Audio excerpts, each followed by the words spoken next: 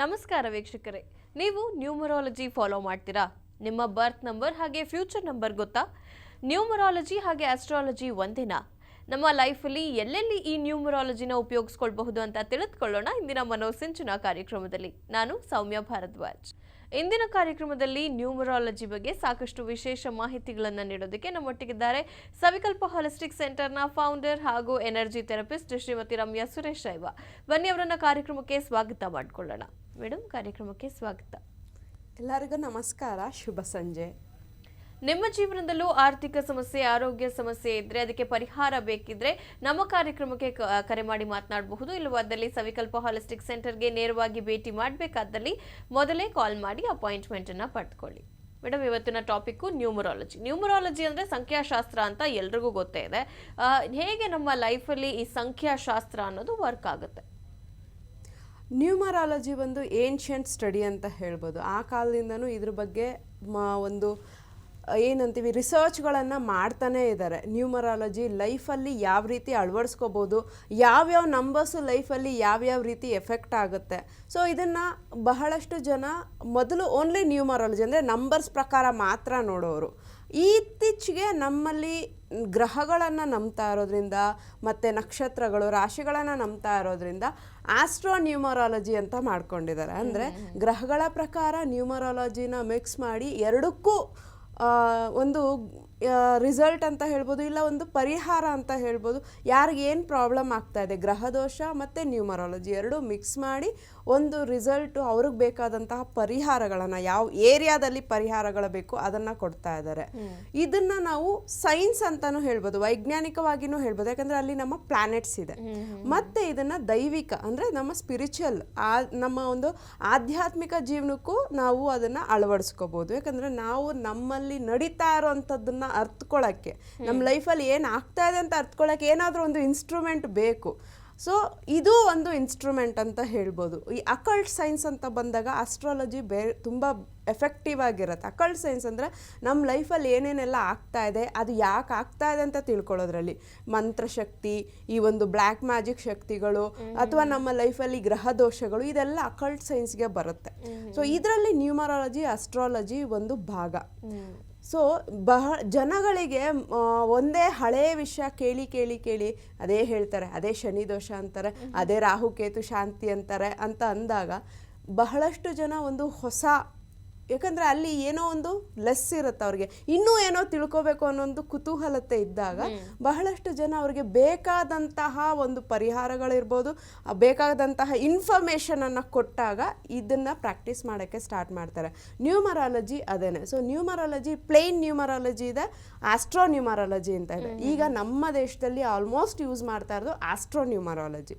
ಯಾಕಂದರೆ ನಮ್ಮ ಒಂದು ಸಂಪ್ರದಾಯದಲ್ಲಿ ನೀವು ನೋಡಿರೋ ಹಾಗೆ ಯಾರೇ ಇರ್ಬೋದು, ಗ್ರಹಗಳ ಬಗ್ಗೆ ಬಹಳಷ್ಟು ಇನ್ಫಾರ್ಮೇಷನನ್ನು ಇಟ್ಕೊಂಡಿರ್ತಾರೆ. ಫಸ್ಟ್ ಬೆಳಗ್ಗೆ ಪೇಪರ್ ಯಾರು ತೆಗಿತಾರೋ, ಈಗ ಎಲ್ಲ ಮೊಬೈಲಲ್ಲೇ ಬಂದ್ಬಿಟ್ಟಿದೆ. ಆಲ್ಮೋಸ್ಟ್ 99% ಎಂಥವ್ರು ಇವತ್ತು ನನ್ನ ದಿನ ಹೆಂಗಿದೆ ಅಂತ ಹೇಳಿ ಜಾತಕ ನೋಡ್ತಾರೆ. ಇನ್ನು ಆ್ಯಪ್ಸ್ ಇದೆ, ಇಲ್ಲ ಡೈಲಿ ಒಂದು ಲಾಗಿನ್ ಆಗಿ, ಇಲ್ಲ ಇಮಿಡಿಯೇಟ್ ಒಂದು ಸಬ್ಸ್ಕ್ರೈಬ್ ಆಗಿಬಿಟ್ಟಿರ್ತಾರೆ.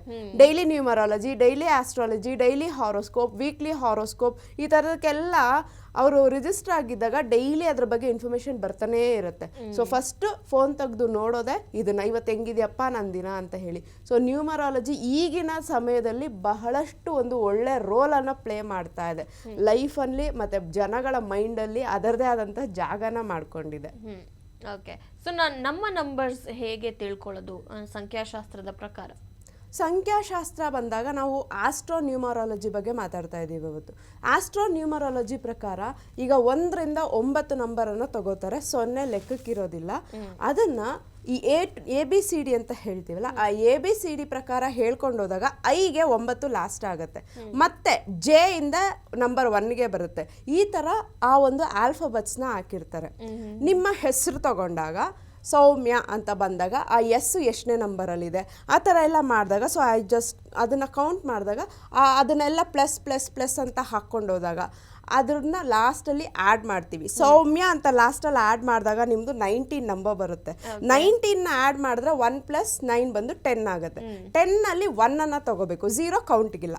ಸೊ ನಂಬರ್ 1 ಬಂದು ರವಿ ಅಂದರೆ ಸೂರ್ಯನ ನಂಬರು ತುಂಬ ಪವರ್ಫುಲ್ ನಂಬರು, ಡ್ರೀಮ್ ಓರಿಯೆಂಟೆಡು, ಈ ಥರ ನಂಬರ್ ತುಂಬ ಸ್ಟ್ರಾಂಗು, ಲೈಫಲ್ಲಿ ಎಲ್ಲಿ ಬೇಕಾದರೂ ಏನು ಬೇಕಾದರೂ ಸಾಧಿಸ್ಕೊ ಬರ್ತಾರೆ, ಈ ಥರದ ನಂಬರ್ ಬರುತ್ತೆ. ಸೊ ಇದನ್ನು ನಾವು ಆಸ್ಟ್ರಾಲಜಿ ಈಗ ಆಲ್ಮೋಸ್ಟ್ ಬಹಳಷ್ಟು ಜನ ಹೆಸರುಗಳನ್ನು ಇಟ್ಕೋತಾ ಇರೋದು.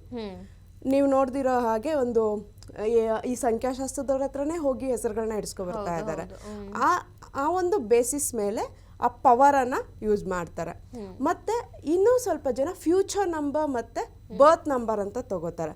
ನಿಮ್ಮ date of birth 11th December ಅಲ್ವಾ, 11 ಅಂತ ಬಂದಾಗ ಫಸ್ಟ್ ನಂಬರ್ 11. ಸೊ 2 ಅಂತ ಬಂದಾಗ ನಮ್ಮ ಚಂದ್ರನ ನಂಬರ್. ಅಂದರೆ ಮನಸ್ಸು ತುಂಬ ಶಾಂತವಾಗಿರುತ್ತೆ. ಚಂದ್ರ ಅಂದ್ರೇ ಮನಸ್ಸು ಅಂತ ಹೇಳ್ತಾರೆ. ನಿಮ್ಮದು ಬರ್ತ್ ನಂಬರ್ 2 ಬರುತ್ತೆ. ಇನ್ನು ಫ್ಯೂಚರ್ ನಂಬರ್ ತಗೊಂಡಾಗ ನಿಮ್ಮದು ಕಂಪ್ಲೀಟ್ ಡೇಟು, ಮಂತು, ಇಯರು ಇದಿಷ್ಟು ಆ್ಯಡ್ ಮಾಡಿ ಲಾಸ್ಟಲ್ಲಿ ಏನು ನಂಬರ್ ಬರುತ್ತೆ ಆ ನಂಬರು ನಿಮ್ಮದು ಫ್ಯೂಚರ್ ನಂಬರ್ ಅಂತ ಬಂದಾಗ ನಮ್ಮಲ್ಲಿರುವಂತಹ 9 ಗ್ರಹಗಳು, ಆ 9 ಗ್ರಹಗಳು ಸ್ಟೆಪ್ ಬೈ ಸ್ಟೆಪ್ಪು ಅದರದೇ ಆದಂತಹ ಒಂದು ಕಾರಕಗಳು ಅಂತ ಹೇಳ್ತೀವಿ. ಆ ಗ್ರಹದ್ದು ಕೆಲಸಗಳು ಅಲ್ವಾ. ಈಗ ನಾವು ರಾಹು ಅಂತ ಹೇಳಿದಾಗ ದೋಷ ಬರುತ್ತೆ ಅಂತ ಹೇಳ್ತಾರೆ, ಶನಿ ಅಂತ ಬಂದಾಗ ಬೆನ್ನತ್ತುತ್ತಾನೆ ಅಂತ ಹೇಳ್ತೀವಿ, ಸೂರ್ಯ ಅಂತ ಬಂದಾಗ ಎನರ್ಜಿ ಅಂತ ಹೇಳ್ತೀವಿ, ಚಂದ್ರ ಅಂತ ಬಂದಾಗ ಸ್ವಲ್ಪ ಸಾಫ್ಟ್ ನೇಚರು, ಮನಸ್ಸು ನೆಮ್ಮದಿಯಾಗಿರುವಂತಹ ನೇಚರು. ಈ ಥರ ಆ ಒಂದೊಂದು ಗ್ರಹದ್ದು ಅದರದೇ ಆದಂತಹ ಪವರ್ ಇರುತ್ತೆ. ಆ ನಂಬರ್ ಅವರಲ್ಲಿ ಅದರ ಕ್ವಾಲಿಟೀಸ್ ಇರುತ್ತೆ. ಇದರಿಂದ ಆಸ್ಟ್ರೋ ನ್ಯೂಮರಾಲಜಿ ನಮ್ಮಲ್ಲಿ ಬಹಳಷ್ಟು ಫೇಮಸ್ ಆಗ್ತಾ ಇರೋದು. ಮತ್ತು ಪರ್ಟಿಕ್ಯುಲರ್ ಆಗಿ ಅದೇ ಥರ ನಡ್ಕೊಂಡು ಬರ್ತಾ ಇರುತ್ತೆ. ಸೊ ಬರ್ತ್ ನಂಬರ್ ಕಂಡುಹಿಡಿಯೋದು ನಿಮ್ಮ date of birth, first date of birth, future ನಂಬರನ್ನು ನಿಮ್ಮೆಲ್ಲ ಡೇಟ್ಸನ್ನು ಆ್ಯಡ್ ಮಾಡಿ ಲಾಸ್ಟಲ್ಲಿ ಏನು ನಂಬರ್ ಬರುತ್ತೆ ಆ ನಂಬರು ನಿಮ್ಮ ಫ್ಯೂಚರ್ ನಂಬರ್ ಅಂದರೆ ನಿಮ್ಮ ಲೈಫಲ್ಲಿ ಮುಂದಕ್ಕೆ ಹೇಗಿರ್ತೀರಾ, ಆ ಒಂದು ಗ್ರಹ ನಿಮ್ಮ ಮೇಲೆ ಯಾವ ರೀತಿ ಪ್ರಭಾವ ಬೀರುತ್ತೆ ಅನ್ನೋದು ಫ್ಯೂಚರ್ ನಂಬರ್. ಈ ರೀತಿ ನಿಮ್ಮ ಒಂದು ಬರ್ತ್ ನಂಬರ್, ಫ್ಯೂಚರ್ ನಂಬರನ್ನು ತಿಳ್ಕೊಬೋದು. ಓಕೆ, ಸೊ ಗ್ರಹಗಳ ಬಗ್ಗೆ ಹೇಳ್ತಾ ಇದ್ರಿ. ಸೊ ಪ್ರತಿಯೊಂದು ಗ್ರಹದ ಬಗ್ಗೆ ಒಂದೊಂದು ವರ್ಡಲ್ಲಿ ಯಾವ ರೀತಿ ಡಿಫೈನ್ ಮಾಡ್ತೀರಾ ಅಂತ ನೋಡೋಣ. ಮೊದಲಿಗೆ ಸೂರ್ಯನ ಬಗ್ಗೆ ಹೇಳಿ. ಸೂರ್ಯನ ಬಗ್ಗೆ ಹೇಳಿದಾಗೆ ನಿಮ್ಮ ಒಂದು ಕ್ವಾಲಿಟಿ ಇರುವಂಥದ್ದು ಸೌಮ್ಯ ಅಂತ ತಗೊಂಡಾಗ, ಆ್ಯಕ್ಚುಲಿ ನಿಮ್ಮ ಹೆಸರು ಸೌಮ್ಯ ಭಾರದ್ವಾಜ್. ಸೊ ನನಗೆ BH ಬರುತ್ತಾ BA ಬರುತ್ತಾ ಗೊತ್ತಾಗಲಿಲ್ಲ, ಆದ್ದರಿಂದ ಓನ್ಲಿ ಸೌಮ್ಯ ಅಂತ ತಗೊಂಡಿದ್ದು. ನಂಬರ್ 1 ಮೊದಲನೆಯ ಗ್ರಹ ಸೂರ್ಯ. ನಾವು ಡೈಲಿ ನೋಡುವಂತಹ ಗ್ರಹ, ಕಣ್ಣಿಗೆ ಕಾಣಿಸೋ ದೇವರು ಅಂತಲೂ ಹೇಳ್ತೀವಿ. ಸೂರ್ಯನ ಬಗ್ಗೆ ಬಹಳಷ್ಟು ಇನ್ಫಾರ್ಮೇಷನನ್ನು ಕೊಟ್ಟಿದ್ದೀವಿ, ಅಗ್ನಿಹೋತ್ರದಲ್ಲಿರ್ಬೋದು ಮತ್ತು ನಮ್ಮ ಸೂರ್ಯ ನಮಸ್ಕಾರದಲ್ಲಿರ್ಬೋದು. ಸೂರ್ಯ ಅಂತ ಬಂದಾಗ ಲೀಡರ್ಶಿಪ್ ಕ್ವಾಲಿಟಿ ಬರುತ್ತೆ. ಏನೇ ಆದರೂ ಮುಂದೆ ನುಗ್ಗಿ ಕೆಲಸನ ಸಾಧಿಸೋ ಅಂತಹ ಒಂದು ಕ್ವಾಲಿಟಿ ಇರೋವಂಥದ್ದು, ಸ್ಟ್ರಾಂಗೆಸ್ಟ್ ಅಂತ ಹೇಳ್ಬೋದು. ಇದು ಬಹಳಷ್ಟು ಜನ ಲೇಡೀಸ್ಗೆ ಅನ್ವಯ ಆಗುತ್ತೆ. ತುಂಬ ನಾವು ನೋಡಿರೋ ಪ್ರಕಾರ ಇಲ್ಲಿವರೆಗೂ ನಂಬರ್ 1 ಅಂತ ಬಂದರೆ 80% ಲೇಡೀಸಲ್ಲಿರುತ್ತೆ, 20% ಜೆಂಟ್ಸಲ್ಲಿ ಬರುತ್ತೆ. ಅಂದರೆ ಆ ಒಂದು ಪವರು ಅವರಲ್ಲಿ ಇರುತ್ತೆ. ಮತ್ತು ಸೂರ್ಯನ ನಂಬರ್ ಅಂತ ಬಂದಾಗ ನೀವು 1, 10, 19 ಮತ್ತು 28 ಅಂತ ತಗೋಬಹುದು. ಸೊ ಈ 2 ನಂಬರ್ಸ್ ಅಂತ ಬರೆದ್ರೆ ನೀವು ಆ 2 ನಂಬರ್ಸ್ನ ಆ್ಯಡ್ ಮಾಡಿದಾಗ 1 ಅಂತ ಬಂದರೆ ಸೂರ್ಯನ ನಂಬರ್ ಅಂತ ಬರುತ್ತೆ. ಸೊ 1, 10, 19, 28 ಈ ನಂಬರ್ಸಲ್ಲಿ ಅವರ ನೇಮ್ಸ್ ಆ್ಯಡ್ ಮಾಡಿದಾಗ ಈ ನಂಬರ್ಸ್ ಬಂದರೆ, ಇಲ್ಲ ಅವ್ರ ಡೇಟ್ ಆಫ್ ಬರ್ತ್ ಬಂದರೆ ಸೂರ್ಯ ಅಂತ ಹೇಳಿ ಬರುತ್ತೆ. ಓಕೆ, ಸೊ ಎರಡನೇ ಗ್ರಹ ಬಂದು ಚಂದ್ರ. ನಾ ಹೇಳ್ದಾಗೆ ಮನಸ್ಸು ಕಾಮಾಗಿರ್ತಾರೆ, ಶಾಂತವಾಗಿರ್ತಾರೆ, ಮತ್ತು ಚಂಚಲತೆ ಜಾಸ್ತಿ, ಬೇಗ ಡಿಸಿಷನ್ಸನ್ನು ತಗೊಳಕ್ಕಾಗೋದಿಲ್ಲ. ಇವರ ನಂಬರ್ಸ್ ಅಂತ ಬಂದಾಗ ನಮ್ಮಲ್ಲಿ 2 ಮೇಯ್ನಾಗಿ 2 ಬರುತ್ತೆ. 2, 11, 20 ಹಾಗೂ 29 ಅಂತ ಬಂದರೆ ಆಲ್ಮೋಸ್ಟ್ 11 ಬರುತ್ತೆ. 11 1 + 1 2 ಈ ಥರ ತುಂಬ ಚಂಚಲತೆ ಜಾಸ್ತಿ, ಏನು ಡಿಸಿಷನ್ಸ್ ತೊಗೊಳಕ್ಕಾಗಲ್ಲ, ಆದರೂ ಸ್ವಲ್ಪ ಕಾಮಾಗಿರ್ತಾರೆ, ಬೇಗ ಡಿಸ್ಟ್ರಾಕ್ಟ್ ಆಗಲ್ಲ, ನಿಧಾನಕ್ಕೆ ಮಾಡೋಣ ಅಂತ ಹೇಳಿ ಸ್ವಲ್ಪ ಕಾಮ್ನೆಸ್ಸಲ್ಲಿ ಇರ್ತಾರೆ. ಓಕೆ, ಸೊ ಇವರ ನಂಬರ್ಸು 2, 11, 20, 29. ಓಕೆ, ಸೊ ಮುಂದಿನ ಗ್ರಹ ಗುರು ಬಗ್ಗೆ ಹೇಳ್ಕೊಳ್ಳಿ.